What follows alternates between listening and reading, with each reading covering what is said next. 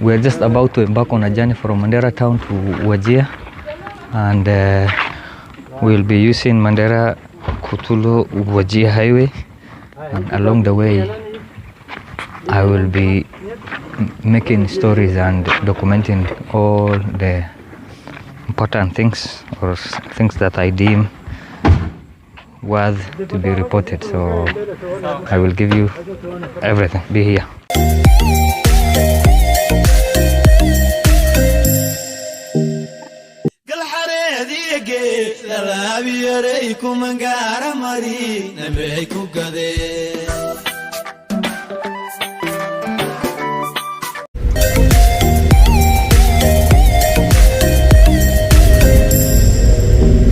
We just arrived at a place between Mandera town and Rhamu, and if you can see this stretch, this is the toughest terrain along this road when you are traveling along Mandera Wajir highway, and I think we are just shy of around some 30 kilometers before we reach Rhamu town, so that now from there we will be on a tarmac road for close to some 100 and something kilometers to Ilwaq town, and then from there now we'll go to another tough terrain along that road. So I'm with my friend Abdul Fattah. We are traveling together in this journey. So Abdul Fattah, hi guys. How is the journey? How do you feel? It's tough. Okay. The terrain being bad, and with the heavy downpour of yesterday night, yeah, I think the terrain is getting complicated. We might travel a longer hours than expected, maybe up to 10 hours. Okay, yeah, that could be the case. Usually it used to be around 7 to 8 hours, but with the tough terrain and now the downpour, it might take us more than close to 8 or close to 10 hours.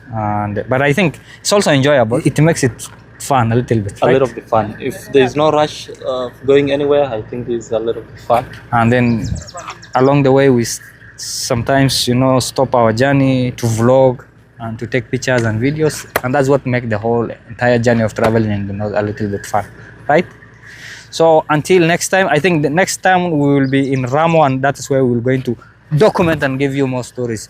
Be here.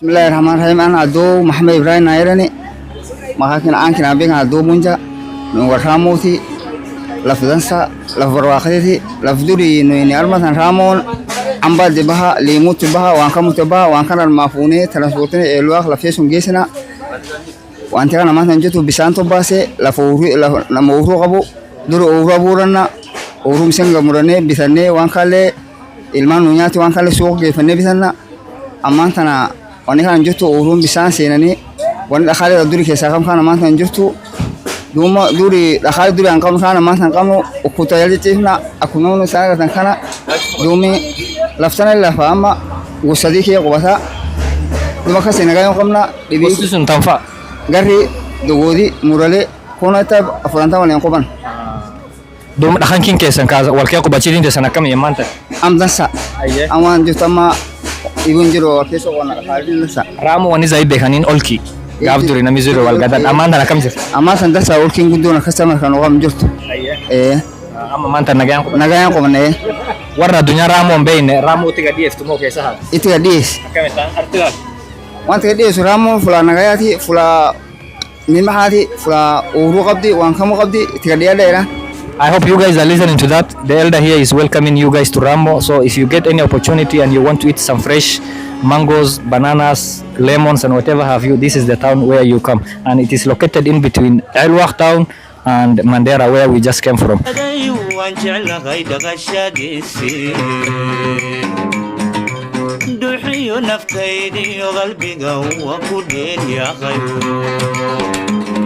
sidii ubad aanan dhalay oo kala andhabu jelaystaan galxareediige lalaabiyaray kumangaara mari nabay ku gadeen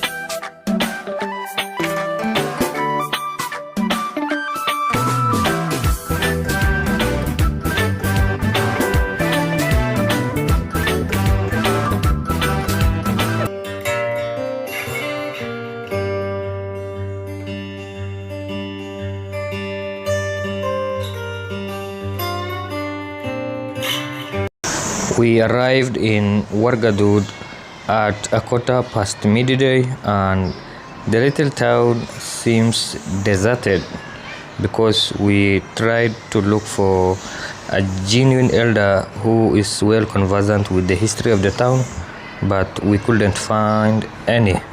Maybe we deduced the fact that maybe the residents have deserted the town to go and take a rest from the scorching sun during the midday, and we decided to proceed to Helwach and see if we can get anybody.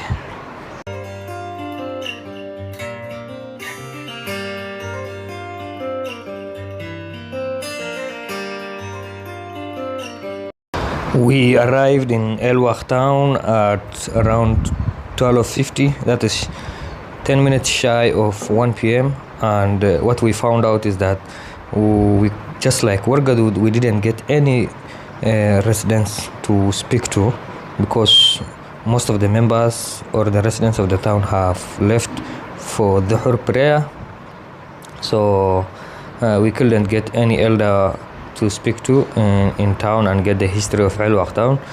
And since we were also rushing against the time to beat the weather-beaten Helwach Wajir road on time and make it to our destination before the sunset, we decided to travel to Kutulo to pray our Dhuhr prayer.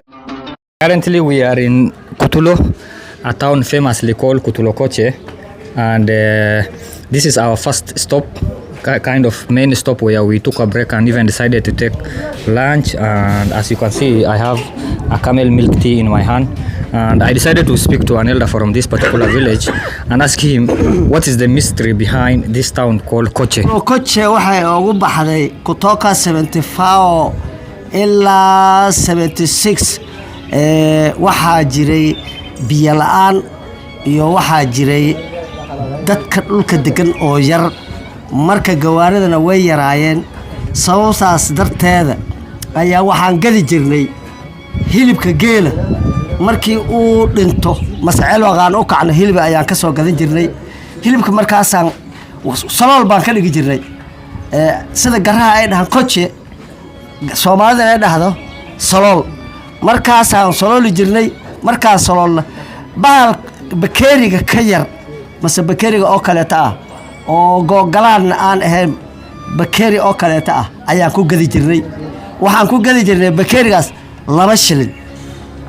waxaan jiraan la nahay ma jirin markaas Kutulo Wajir ma jirin, Tarbaj magaalo ka soo sokoysay ma jirin, intana Helwach iyo Kutulo loo dhaxdo wax magaalo oo deganaa ma jirin.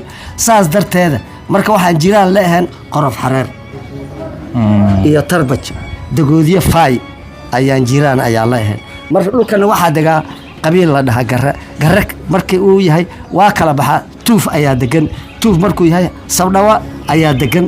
saas darteeda ayaa Kutulo Koche ayaa loogu bixiyay. markuu toka 74 ilaa hadda ayaan Kutulo ayaan joogaa, ayaan degannahay. Masha Allah.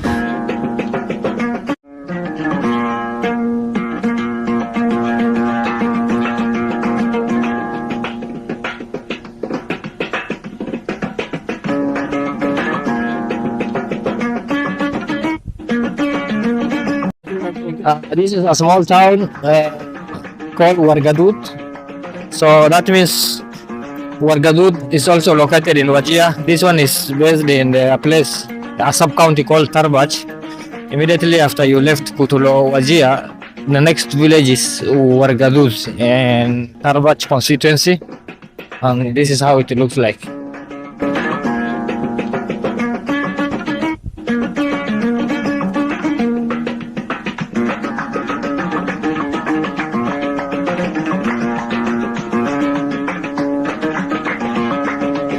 We arrived in Tarbaj town shortly before 5 p.m. and our effort to speak to the locals and get a brief history of the town almost went into futile. Most of the members were hesitant to speak to us, and some of them even suggested that we must go through the local authorities and seek permission to get their interviews. But lucky enough, an elder came to our rescue and gave us a brief history of the town. Tarbaj. Marka magaalada waqtiga ay degtay meeshaan waxa waaye waqti dheer waaye 70 way degtay magaalada meeshaan 1970 magaalada araggadan waa arkaysan madax badan ayaa soo martay ayaa soo martay biilaan waa magaaladan waa magaalo biilaan warma ugu ceel maqd jimid dadkii reer Tarbaj maxay qabtaan nolol maalmeedkooda maxay u badan yihiin ma xoolo dhaqataa ma dadka xoolo dhaqata iyo waxa isku dhex jirtay iyo dad u kaatiinay iyo waxyaabo kale isku dhex jiraan sax dadkii xoolo laakiin beertooda waa xoolo beertooda xoolo sax bas hada beeroley oo beer kale iyo waxa isticmaala ma aha beertooda dadkan xoolo waa maalida yaa ka degan Soomaalidu dagoodiya degan sax Soomaalida degan dagoodiya kala yaro maalida ku jirto sax oo si banaan Soomaaliya oo degan sax dadhaan qabiilaha marka lahaan dagoodiya degan sax qoysku maalida From here now we will head to Wajir. I think that's where we will going to spend the night, and then we shall wake up tomorrow and see what other stories we will going to give you along the way. Thank you. I also ran into a long-term friend and former high school schoolmate, and we warmly and compassionately embraced each other amidst laughter and happiness. Guess who I met while in Tarbaj town? This is Adan Khan. He was my school captain actually, the class of 2013 Mandera Secondary School, and who went through Mandera Secondary between the period of 2011 to 2014 must know this guy. So Adan, how are you, Anna? Mzuri. Nembe? Mzuri. How's Tarbaj? Tarbaj is cool. Okay. It's a very good town. So it's a nice place. I'm trying to document the stories of our towns. Yes. This is a documentary dubbed Traveling from Mandera to Wajir by road, and I'm trying to document all the major towns and villages around this road. Yes. So it is nice to meet people I personally know like you. Yes. So what is so unique about Tarbaj town? This is a very peaceful town. Okay, I But agree. the most unique thing about when you compare it with other towns is the trees. Oh, okay. These are, I could have said it should be registered as a conservancy. That's a new perspective. Yes. He's suggesting These that. trees are not cut. People don't cut trees. Even inside boats, you can see everywhere there is Acacia tree, I natural can see, trees. of course. These are natural trees, not even planted. Thank you for that brief history. Yes. I think you will going to watch this documentary on YouTube, inshallah. Okay. Thank you.